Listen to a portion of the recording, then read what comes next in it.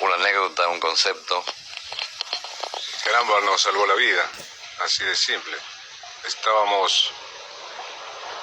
Me hubiese gustado muchísimo, pues le hubiera gustado a muchísima gente que si Eva hubiera vivido muchos años más, porque me hubiera gustado mucho agradecérselo personalmente.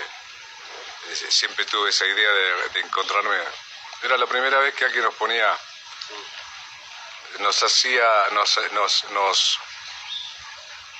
nos confirmaba que estábamos dentro de la cancha, porque el problema para el que ha vivido tanto tiempo en la calle no es tanto el hambre o el frío, que por supuesto son importantes, pero no es tan duro como el saber que uno está fuera confirmar a cada paso que uno está fuera del partido, que no sos parte de esta sociedad, que estás absolutamente excluido, que es la palabra más brutal que uno puede escuchar, y más cuando tiene una edad donde todavía no puede razonar ni fuerza para cambiar nada.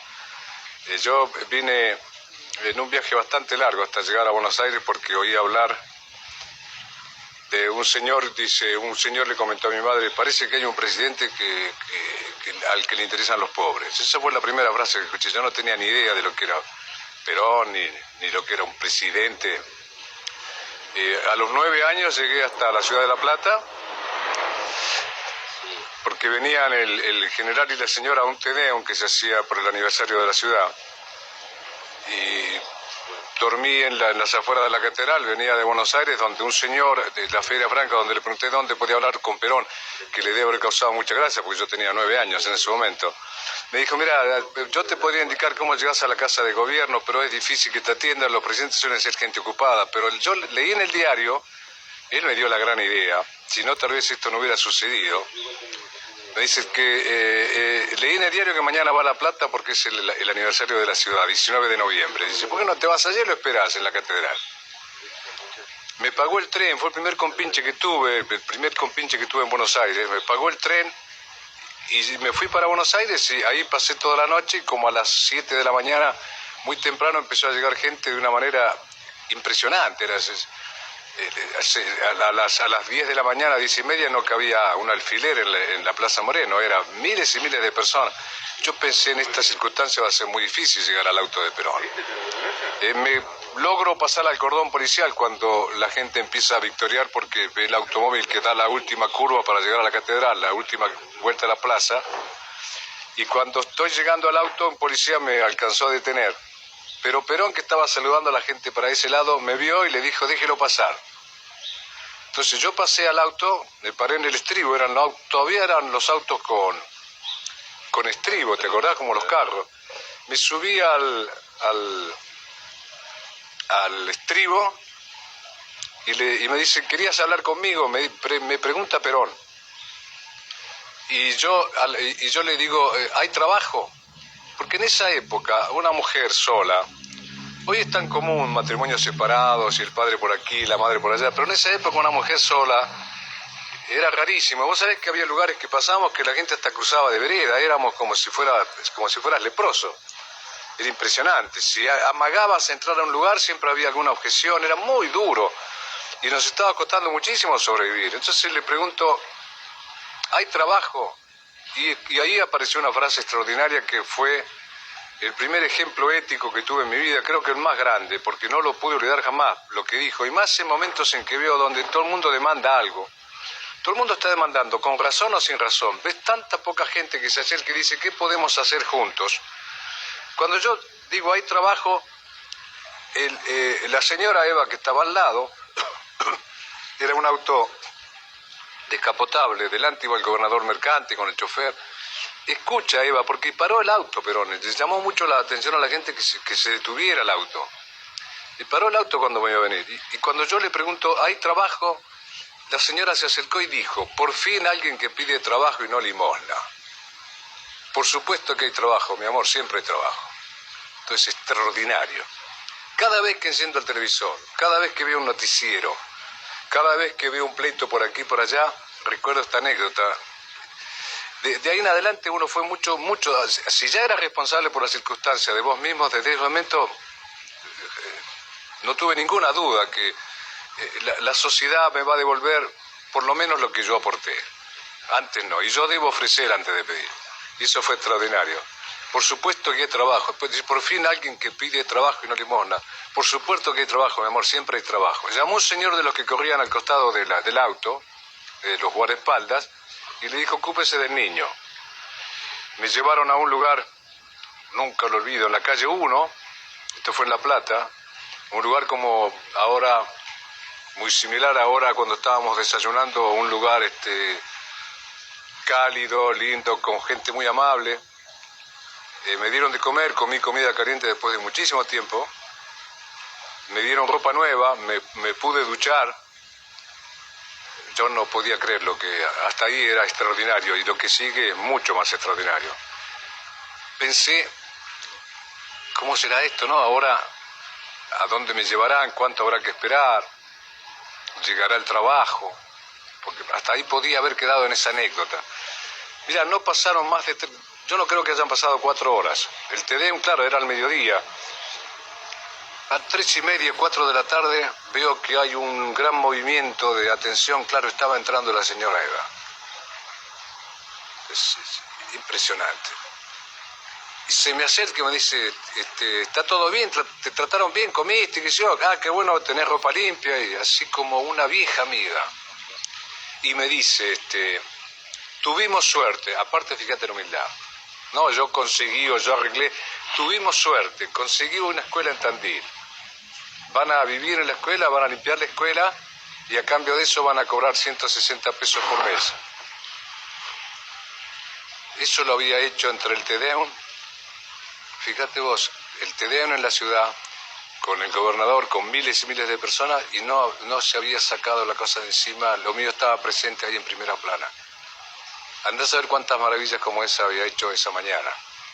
Y al otro día a la mañana dice, quiero que me lleven al niño a mi oficina en Buenos Aires. Muy temprano, porque ella comenzaba a trabajar muy temprano, me llevaron a su oficina. Entonces ahí me explicó, me presentó a 3 señores, mirá, estos 2 señores son pilotos y este señor es médico, van a ir en un avión a buscar a tu familia y a traerla a Tandil. Ya. Era increíble. Mi madre me daba por perdido, así habían pasado como 4 meses. No sabía dónde andaba. Y cuando salíamos de la oficina, me da una nota, una carta que decía, en resumen, sería de mi agrado que la señora de Cabral y sus hijos no tengan ningún problema. Afectuosamente, María Eva Duarte de Perón, que era... Imagínate, era el Labre de Sésamo, 1946. Y nos fuimos en avión. Mi madre desde ese momento no lo podía creer. Yo me aparezco con 2 pilotos y un médico. No podía creer. Dice, ¿dónde estuviste? ¿Qué hiciste? ¿Qué pasó? Pensó que me llevaban preso. Nos vinimos a Tandil y ganábamos 160 pesos. Y empezó otra vida. Mi madre fue... recibida por la comunidad en Tandil como merece ser recibido cualquier ser humano. La primera vez con un tremendo respeto y nos encontramos con gente maravillosa. De ahí en más Tandil fue para mi madre, y si era el lugar de mi madre, era mi lugar. Cambió todo, ganábamos 160 pesos. Como esto fuera poco, al poquito tiempo ordenan hacer una nueva escuela. Nosotros en la primera escuela vivíamos en un aula. Cuando se iban los niños, sacábamos los bancos afuera, se limpiaba, poníamos 2 colchones, uno para nosotros 3 y el otro para mi madre. Al poquito tiempo llegaron, ¿qué necesita? Porque dijeron, acá no hay nada. Trajeron todo lo que te puedas imaginar, que se puede necesitar en una casa cualquiera. Lo que te pueda, mirá, desde los detalles más increíbles, desde los platos para los pocillos para desayunar, las cucharas, no tenés idea. Todo. Y al poquito tiempo hicieron una escuela nueva, ahí a 300 metros, ahí en la Avenida España. España y 14 de julio. España y Avenida Rivadavia, subiendo al Calvario. Con el tiempo mi madre vivió 200 metros más arriba. Ese fue un regalo de la canción. Y en la casa nueva, la escuela nueva tenía una casa de caseros con 3 habitaciones, baño y cocina, que era una casa extraordinaria, con pisos de parquet, baño con todas las cosas que te puedas imaginar. Por supuesto que la casa estaba poblada de todo lo necesario, hasta estufa. Hasta una escalera para subir al techo por si había algún problema de inundación, porque enfrente había un arroyo. Los detalles más increíbles. Pasaron muchos años. Yo siempre soñé que cómo me gustaría poder agradecerle al general o a la señora. Muchos años, 1972, esto fue en el 46, pasaron 26 años. Y yo voy a cantar a Madrid. Y el conductor del programa me dice, como estamos charlando ahora, me dice, Cabral, ¿usted sabe que el general Perón suele ver este programa? Por supuesto, me congelé. No se me había ocurrido jamás. Sí sabía, como sabía todo el mundo, que Perón estaba en Puerta de Hierro, o sea, estaba ahí cerquita, incluso cerca del canal. Digo, no me digas, sí. Sí, suele verlo. Me dice, si lo estuviera viendo en este momento, ¿qué le diría? Claro, te imaginas. Este señor de la televisión, por supuesto, no sabía la anécdota que yo tenía con Perón, que a ese señor y a esa señora nosotros le debíamos la vida, así como suena.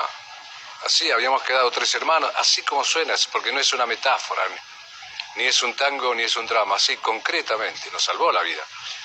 Y nos hizo sentir por primera vez que éramos parte de la sociedad, que eso es extraordinario. Muchísima gente que vea esto va a entender perfectamente eso. Cuando te acercas a alguien para ayudarlo, una vez un señor me pidió algo para comer en la calle y le di un dinero para comer, y cuando me dice, pero voy a comer solo. Quería conversar. Fuimos a comer, estuvimos 2 horas y casi no comió nada, quería que alguien lo escuchara. Esa sensación de que vos sos parte de la sociedad, sos parte del juego. Y acercaron la cámara ahí. ¿Viste? Un planazo, ¿viste? Como cuando sentís que el que está hablando en televisión se metió en tu casa. Y le digo, general, usted no tiene por qué acordarse de mí, pero yo no debo olvidarlo. 19 de noviembre, le cuento la anécdota que te acabo de contar. Esto le digo, y agradezco mucho a la televisión española que me da la chance de darle las gracias, porque nunca pude quedarme sin pagar una cuenta. Ahora yo me siento más tranquilo, que Dios lo bendiga y Dios bendiga la memoria de su señora. En mi casa era, ya te imaginas. Había 2 nombres que no se podían decir sentado, había que ponerse de pie para mi madre, que es Eva Perón y Atahualpa Yupanqui.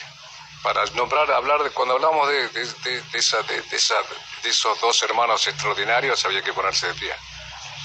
Y me fui muy conmovido al hotel con Cafrune, porque yo fui a la televisión por Cafrune. Cafrune lo encontré en la calle casualmente y me dice, acompáñame a un programa de televisión. Y yo lo acompañé, y él estaba detrás de cámara, yo estaba. Y en un momento me dijo, yo quiero que escuchen a mi amigo. Y me hizo entrar en cámara y yo canto una canción y se abrieron todas las puertas. Y encima viene esto de la anécdota. Yo fui más famoso en España, inmediatamente famoso, por esta anécdota que por la canción. Primero fue por la anécdota, porque había muchísima gente española que le debía cosas a Perón y a Eva Perón. Entonces en la calle me saludaban, yo tengo por su presidente un amigo, un hermano en Rosario, yo tengo no sé qué, una cosa extraordinaria, porque había un gran fervor por ella en España, ya lo sabés.